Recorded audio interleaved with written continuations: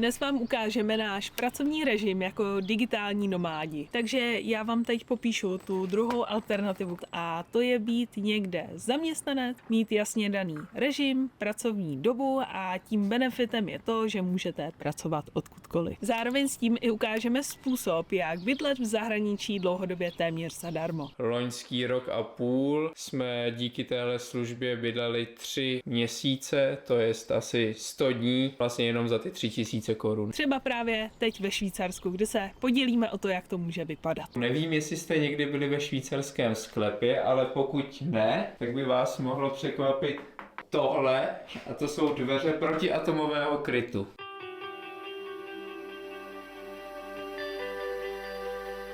Ahoj! Dobrý den. Dnes se dostaneme k tomu podstatnému a to, jak kombinujeme práci a život ve Švýcarsku. Bez nějakého okecávání nebudeme nic vymýšlet a v podstatě jenom odprezentujeme náš den. Jak vypadá práce na dálku a kde a jak můžete bydlet zadarmo? Skoro zadarmo. A náš den ve Švýcarsku začíná vždy stejně, jdeme na ranní procházku. A společně s námi jde i Balu, tibetský knírač, o kterého se tady staráme. A záměrně jdeme na takový malý kopeček, který máme u baráku, protože z něj je vidět výhled na Mont Blanc. A je to takové hezké povzbuzení ráno do práce.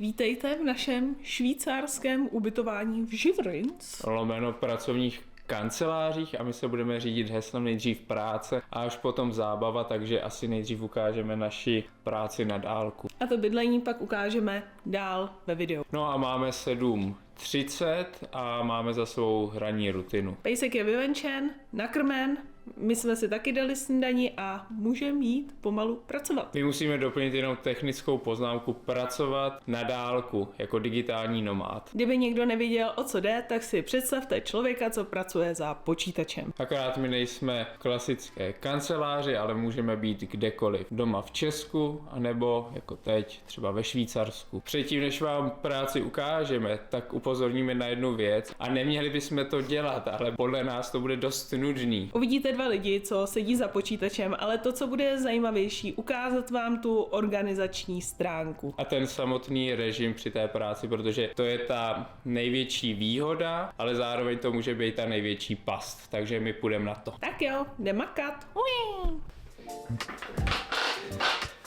A já jsem přemýšlel, co vám budu říkat o své práci na dálku, protože když vám řeknu, že edituju, tak uvidíte muže s počítačem a výsledek mojí práce je vlastně to, co teď vidíte na vašich monitorech. Zároveň to nebude ani o tom, jak editovat, protože to by tohle video mělo hodiny a hodiny, takže pro tohle video bude zajímavější objasnit ten režim okolo té práce a co je vlastně k té práci potřeba. To, co bude potřeba, myslím, k práci na dálku obecně. A ono to bude znít fakt blbě, ale člověk musí mít minimálně aspoň vybavení. Asi vám dojde, že musíte mít něco, na čem budete pracovat, notebook, tablet, ale třeba by vás nenapadlo přemýšlet i nad tím vybavením okolo. Švýcaři mají třeba taky evropské zástrčky, ale některé naše do toho prostě nejdou nacpat. Další příklad je internet, protože my jsme sem jeli, ale nikdy nevíte, jak dobré bude připojení, takže my si táhneme už z Kanady Starlink. Co se týče softwaru, tak je dobrý mít v záloze i nějakou VPN-ku, protože se třeba nedostanete ke stránkám v České republice. A teď si asi někdo z vás říká, že si jako fakt dělám legraci, ale vemte si, my kdybychom si netáhli celou cestu ten Starlink nebo nepřemýšleli nad těma zástrčkama, tak nám by se stalo, že bychom byli tady ve Švýcarsku 2 nebo 3 týdny v podstatě na neplacený dovolený. Ale budeme uvažovat tak, že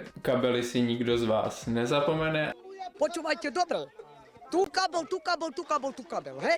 A potom je už zajímavější ten režim toho, jak probíhá ta práce na dálku. A to vlastně může být individuální, tak to mám nastavené já. Já se snažím začít někde mezi 7 a půl 8 a pak je ten můj režim každý den úplně stejný. Sednu si za počítač a sedím a edituju. Dokud není 11 a to pak jdeme s Míšou na oběd, protože to je její pevný bod v jejím schedulu. A po jídle se vracím k práci. Úplně stejný. Sednu a edituju a edituju a edituju. Tak zhruba do 6:30 nejdýl, pak přijde Míša, řekne, že má po práci a tím je pro mě padla. Zároveň nikde není stanovený pevný začátek, pevný konec, takže to může být na jednu stranu cesta do pekel. V tom, že když je člověk línej, tak nenadělá hodiny, který by si nadělal ve standardní práci. Vy jste tady ve svém volnu nebo jako... No, tak mám 20 minut na oběd a tak si to potom si udělám, ne? Je to moje věc, ne? Jestli si dám pivo nebo... Vedoucí o tom ví, že sedíte tady? To já nevím. Tom vám prý prezentoval něco o kabelech, tak já doufám, že jste to přežili a já vám teď ukážu trošku jiný režim digitálního nomáda, kdyby se vám moc nepozdával ten freestyle, co třeba dělá Tom. Ale můžete si tipnout, jak by to třeba dopadlo, kdybych si takhle čas měla řídit já sama. A jinak tady je 6 strumů a jestli se nepletu stejný počet piv. No, Říkáte svačína. no, 3 piva každý máme, no, 2 piva, jsme 3. 2 rumy každý navíc. No já bych si podle mě nevydělala ani na slanou vodu. Takže já vám teď popíšu tu druhou alternativu, kterou právě na dálku můžete dělat a to je být někde zaměstnanec, mít jasně daný režim, pracovní dobu a tím benefitem je to, že můžete pracovat odkudkoliv. Já jinak pracuji jako obchodní zástupce a pokud bych chtěla, tak můžu klidně denně docházet do Prahy do kanceláře, kde jsem třeba od 8 do 16:30 klasicky a buď to jsem v kanceláři nebo pracuji doma, protože ta náplň práce de facto není vázaná na tu lokalitu, může to člověk dělat odkudkoliv. S jediným rozdílem, že se třeba nemůžu na 3 hodiny zdechnout jako Tom. Na druhou stranu tím, že k práci potřebuji opravdu jen počítač, sluchátka a myš, tak mi nic nebrání si sednout třeba na terasu, koukat na Mont Blanc a když už mě náhodou omrzí to, že jsem sama, pracuji v místnosti, nikdo kolem mě není, tak se můžu klidně zbalit a jít do Prahy a být v kanceláři s kolegy. A já věřím, že po tom, co jsme vám tady s Tomem teďka všechno ukázali a popsali, vás jistě zajímá řada otázek, jako jak ta práce reálně vypadá, kolik si v ní vyděláme, jak jsme si ji našli, ale na to se tady pak později sejdem s Tomem. Teďka musíme oba ještě chvíli pracovat a pak vám dáme náš battleplán. Takže zatím čauky, já jdu ještě makat. One eternity later. Už se skončili oba, už tady máme i Toma. Radost, no a já navážu na to, co říkala Míša, jak my budeme sdílet ty informace ohledně té práce a uděláme to stejně, jako jsme to dělali v zahraničí, takže si dáme trochu časový odstup. Protože já jsem třeba v mojí práci teďka 4 měsíce a my si osobně myslíme, že to chce alespoň půl roku, než dokážeme říct něco, za čím si budeme jednoznačně stát. Ono to má i druhou rovinu, my jsme chtěli práci na dálku taky kvůli cestování a my teď ještě vůbec netušíme, kolik toho ve Švýcarsku stihneme, jestli to za to bude stát. Takže pro kohokoliv, komu by se to, co jsme dneska ukazovali, líbilo a chtěl by víc informací, jak to třeba dosáhnout, tak dejte nám prosím čas. A nejdůležitější věc, jestli bychom to vůbec někomu doporučili, my taky ještě nevíme, ale navážeme na to kvízem. Víš, Míšo, která země má nejvíc občanů digitálních nomádů? Nevím, dáš mi nějaký varianty, aspoň nějaký odhad. Za A Čína, za B Japonsko, za C Spojené státy americké, za D Indie. Já bych řekla Spojené státy americké, tam je ten americký sen a všechno je tam možné, tak jim to umožní. Teď přejdeme k tomu zábavnějšímu a neméně důležitému a to je house tour. Která nebude úplně kompletní, protože tady všude visej rodinné fotky, ale pár věcí tady stojí za to a to vám ukážu. Máme k dispozici přízemí, v něm je velký obývák a kuchyň a potom v prvním patře jsou další 3 pokoje, 2 koupelny, k tomu 2 pracovny. Obrovská klubovna nebo obývák je ve sklepě a je tady opravdu hodně prostoru, ale to, co je podle mě nejlepší, je tady obývák, který je vlastně celý prosklený. A kdyby tady nebyly ty stromy, tak je přímý výhled na Mont Blanc, takhle člověk musí teda zajít na terasu, trošku se narafičit, ale pak jde vidět. tada, tamhle někde. Přesně tam, kde je ta liština.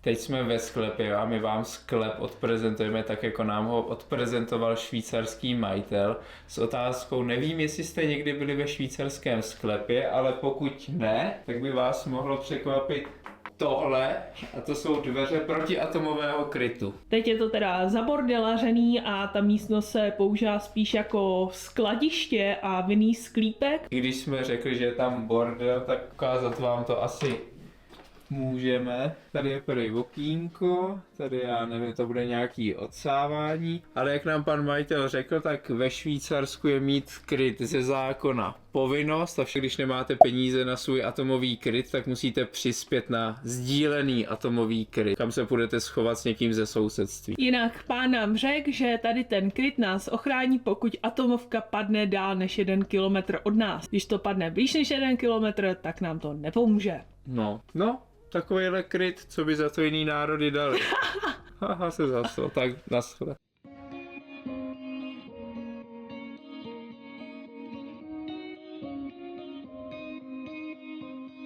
Tolik naše švýcarská house tour, jestli tady bylo jediný mínus v celém tom domě, že nemají topení.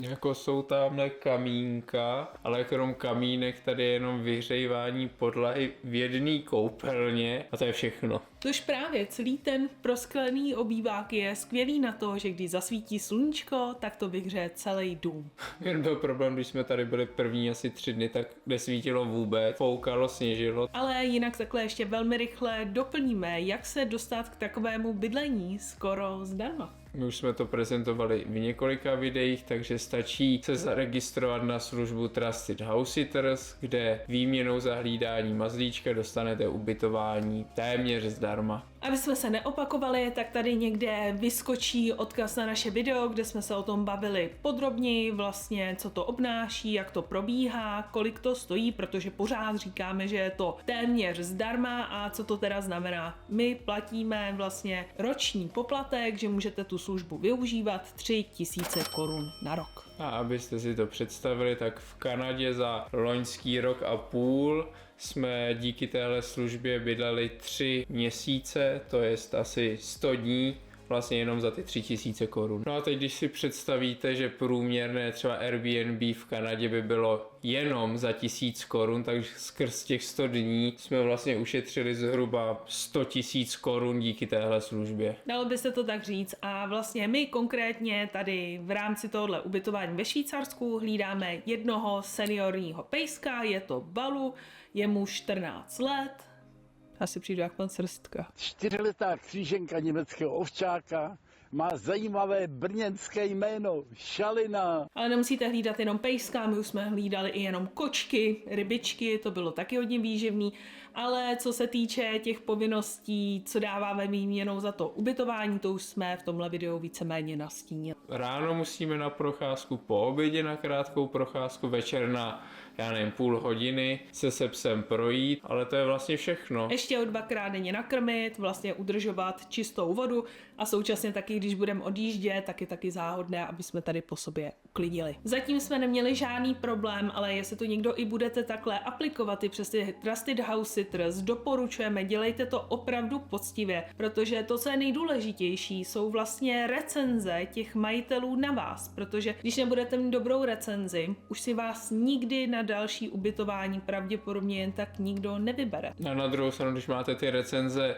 dobrý a třeba je o nějaký ubytování zájem, tak naše zkušenost je taková, že my dokážeme klidně ze 4. místa ty lidi před náma přeskákat, protože recenze máme dobrý. Barák nikdy neschořel, zvíře žádný neumřelo, uklidili jsme po sobě a to a vám vždycky dáváme nějaký dárek. Teďka jsme vezli taky plzínky jako takový poděkování, že nás tady nechají.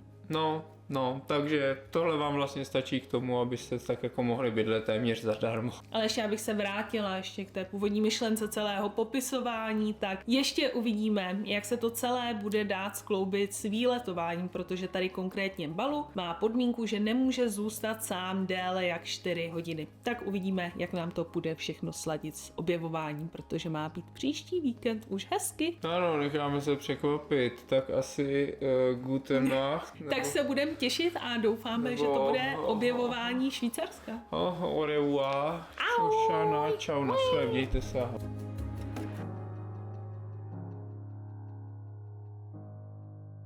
dnes po velké době budeme natáčet něco naprosto odpočinkového. Ano, nebude to práce, ale máme víkend a jdeme výletovat. A máme pár míst kolem Ženevského jezera, která chceme prozkoumat. Něco zmákneme po svých, něco autem. A to ještě ani nezmínil, že tady je samozřejmě další možnost dopravního prostředku, kterým ve Švýcarsku cestovat. Vláček a ten by nás měl vyvízt na kopce tady kolem naší vesnice Živrins, tak budeme doufat, že je něco vidět. Já bych měl pro vás námět na reportáž. Dobrý večer a dobrou chuť, pokud právě večeříte a sledujete nás při premiéře. A my jsme si v posledním Volejte řediteli říkali o zpětnou vazbu, nebo jsme říkali, jak je důležitá, a dostali jsme skvělý komentář. Děkujeme za komentář, ale číst ho nebudeme, protože je moc dlouhý, takže to jenom shrneme. Prvně moc krát děkujeme za informaci, že jsme mohli někoho inspirovat k tomu, aby jel na Working Holiday víza. My jsme si už na samém začátku řekli, že jestli těmi našimi videi inspirujeme alespoň jednoho jediného člověka, tak ty videa stály za to. Co se týče obsahu toho komentáře, podstatou je, jestli bychom nechtěli zase se vrátit víc k takovému vlogovacímu a uvolněnému stylu videí na místo těch informativních, co jsme dělali teď. Možná vás tohle i překvapí, ale my budeme upřímní a vlastně tu věc my už s Tomem aktivně, intenzivně diskutujeme, třeba už tak rok a půl. V tom komentáři byla zmíněna Kanada, kde se to opravdu trochu otočilo a vlastně těch příčin toho, proč to není možná takový střelený, takový víc živý, může být hodně, a my jsme ten typ vlogů vlastně točili převážně v našich začátcích na Zélandu, vlastně když jsme nevěděli, co vůbec děláme. No my jsme měli asi 50 videí a tam nebyly jako absolutně žádný jako výsledky, protože tam nebyly views, tam nebyly žádný komentáře. My jsme vlastně jako nevěděli, jakým jdeme směrem. My jsme nevěděli, co děláme, my jsme nevěděli ani, jak to video pojmenovat, jak ho udělat, no byla to taková zajímavá lepenice. A pak jsme vlastně metodou pokus omyl přešli na ty naše hybridy a najednou se těm videím začalo dařit, začaly mít views, ale hlavně začali mít i tu vaši komunitu, takže my jsme najednou měli zpětnou vazbu a tím my jsme našli nějaký směr. Teď je jenom otázka, co může být chyba, jestli my jsme se v tom vzorci, který vlastně má ty výsledky na YouTube, nezaškatulkovali. Na druhou stranu, co bych chtěla říct, že ten typ videí, co točíme teď, ohledně těch informací, současně to pro noc se životem, je to, co my jsme chtěli točit od samého začátku, ale my jsme absolutně nevěděli, jak na to. Ale vlastně ten hybrid je to, k čemu jsme celou dobu směřovali ještě před Zélandem. A zároveň to, co víme už teď, že během 14 dnů našeho života, kdy vycházejí ty videa, kdyby to mělo být čistě vlogovací jenom o nás, tak je to možná smutný to takhle říct, ale my opravdu nemáme tak pestrý život, aby to dalo ten vlog. Kdyby trošku vypadal záběr jinak, tak my se omlouváme, kýksla nám teplem kamera, takže jsme přešli na iPhone. A vlastně, aby jsme dál navázali, my o tom víme, my nad tím intenzivně diskutujeme, přemýšlíme, plánujeme, jak to zlepšit. No, tolik asi k našim výmluvám, ale chtěli jsme vám říct, že se snažíme nějak jako vnímat tu realitu, že to není tak živelný a že nechceme být třeba jako prostě čeští fotbalisté. Jo. Pane Koupku, Ladislav Krejčí říkal, žijeme, ale mohlo by to být lepší. No tak samozřejmě, já ten výkon dneska hodnotím pozitivně. Vidíme, že něco není v pořádku a pracujeme na nějakým řešení. Přesně, vidíme, že ten řetěz trošku spadnul a snažíme se z toho i najít východisko, tak aby ty videa dávaly smysl jak vám, tak taky i nám. Takže tak? Takže tak. Abych řekla, Spojené státy americké, tam je ten americký sen a všechno je tam možné, tak jim to umožňujou. Ano. Nevím teď to procento, ale jako docela doslý. Já si pamatuju, že jsem o tom četl nějakou knížku už jako třeba před 10 rokama. Jak jezdí amíci do Portugalska, do Thajska. Byli napřed, to, co jsou teď, to bych nekomentovala. Mají to chytře vymyšlený, jeli do země, kde je to levnější. My jsme jeli do nejdražší, co to jde. Tome, já jsem tam myslela s tou válkou teďka. A ty Je jeli do země, kde je to levnější. je příměří. Děkujeme, pane Trumpu. Jsme tady po sobě uklidili. Nebo nemusíte. Nebo nemusíte, ale ta recenze vám už potom další věc jako nedá, no. Tady podívejte se balou. Jaký má očka, jak září. A teď nám škrábe na dveři, protože chci dovnitř, fouko. Tome, puzo. Další velká klubovna nebo obývák je dole v přízemním ve sklepním bytě. Téměř zdarma. No není to za 0. No, tenkrát to na tu náhledovku chtěl dát, že je to zadarmo. Ne, ty zdala, že je za 0. Vidíš, co tam dělá? On zničil trávník. A jo, Vidíte ho tam? Charlie. to je blázen. Tam je nějaký červy furt. Asi možná proto jsou tak bohatý, protože neutrácejí třeba za zbytečnosti, jako je topení v zimě. Ano, akorát když no, každý svého štěstí strujce. Tam jenom si představuju to video s tou cirkulárkou v tom bytě. No, taky vzal osud do svých rukou. A už to krájíš pěkně. Osunej. Policajti na mě volali, přijeli policajti, co mě můžou. Ale co mě můžou, kde je napsaný, že nemůžeš mít v paneláku kamna? Ha! Jsem říkal, ukažte mi, kde je napsáno, že nemůžeš mít v paneláku kamna. Já ti na to sedu, že je tady bordel! Ty až dám zimu, já tady mám teplo, krávo blbá!